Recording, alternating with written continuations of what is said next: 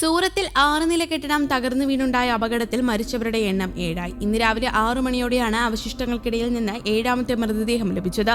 അവശിഷ്ടങ്ങൾക്കിടയിൽ ഇനിയും ചിലർ കുടുങ്ങിക്കിടക്കുന്നുണ്ടെന്നും ഇവരെ രക്ഷപ്പെടുത്താനുള്ള ശ്രമങ്ങൾ തുടരുകയാണെന്നും റിപ്പോർട്ടുണ്ട്.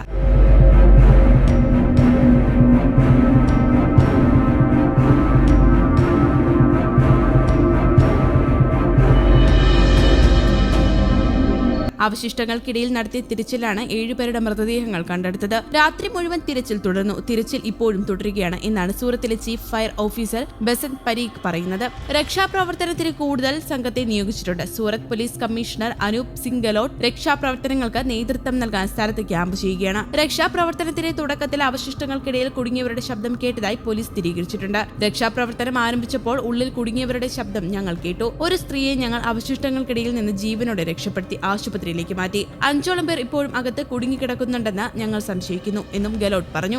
സർക്കാർ ഉടമസ്ഥതയിലുള്ള ഫാക്ടറിയിലെ തൊഴിലാളികൾ താമസിച്ചിരുന്ന ഫ്ളാറ്റുകളാണ് തകർന്നു വീണത്. കനത്ത മഴയാണ് അപകടത്തിന് കാരണമെന്നാണ് പ്രാഥമിക നിഗമനം. എന്നാൽ ഇക്കാര്യത്തിൽ ഔദ്യോഗിക സ്ഥിരീകരണം ലഭിച്ചിട്ടില്ല. തകർന്ന കെട്ടിടം 2017 നിർമ്മിച്ചത്. പഴക്കം കുറവാണെങ്കിലും കെട്ടിടം ജീർണാവസ്ഥയിലായിരുന്നുവെന്നുമാണ് പ്രദേശവാസികൾ പറയുന്നത്. അതിനാൽ തന്നെ പലരും മറ്റിടങ്ങളിലേക്ക് താമസം മാറിയിരുന്നുവെന്നും പ്രദേശവാസികൾ പറയുന്നുണ്ട്. കുടുംബങ്ങൾ വാടകയ്ക്ക് താമസിച്ചിരുന്ന കെട്ടിടമാണ് തകർന്നു വീണത്. ലഭ്യമായ പ്രാഥമിക വിവരങ്ങൾ അനുസരിച്ച് സച്ചിൻ GIDC ഏരിയയിലെ പാലി ഗ്രാമത്തിൽ 2017 നിർമ്മിച്ച ജീർണിച്ച കെട്ടിടമാണ് തകർന്നു വീണത്.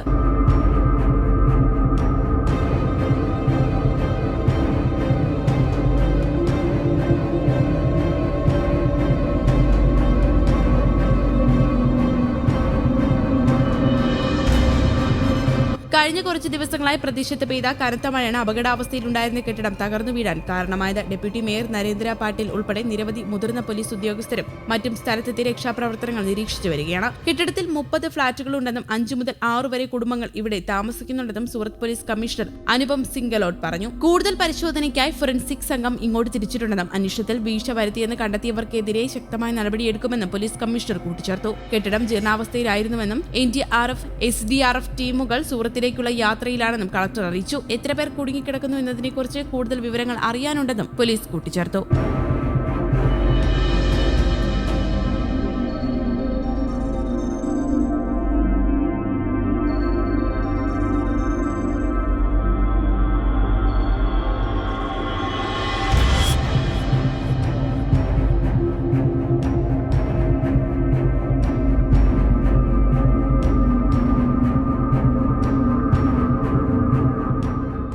News desk Kerala Kaumudi.